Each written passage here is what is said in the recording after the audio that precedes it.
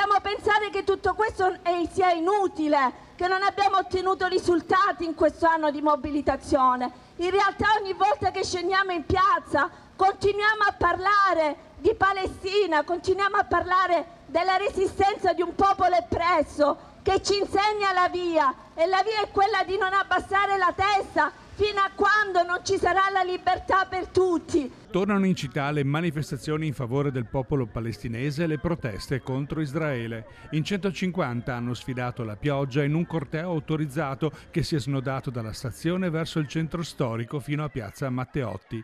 Palestina, Gaza, West Bank, Libano, liberi dall'oppressione sionista è lo slogan che hanno scandito e unito i partecipanti. Presenti non solo i rappresentanti della comunità palestinese, ma anche i Rifondazione Comunista, i centri sociali Caracol e Bocciodromo, organizzatori dell'evento. Apprensione e polemiche per il ritorno in città di un corteo simile che a gennaio, in concomitanza con la Fiera dell'Oro, diede luogo a scontri violenti con le forze dell'ordine, costati il ferimento di alcuni agenti e il blocco dell'attività nel quartiere Ferrovieri. La manifestazione di oggi invece si è svolta pacificamente. Non ci sarebbe tutto questo se Israele non avesse il sostegno economico e militare dei nostri paesi, dell'Unione Europea, degli Stati Uniti d'America. Vogliamo segnare una continuità col movimento No dal Molin, che va ripreso, portato avanti, ampliato a tutte le basi, non solo la Del Din, anche la Ederle, Longare, eccetera, eccetera. Solidarietà con i patrioti palestinesi che stanno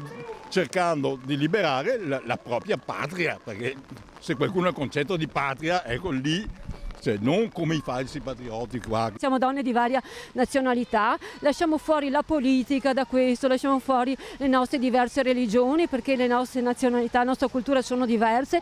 Quello che ci unisce è semplicemente l'umanità, il cuore che palpita per la Palestina.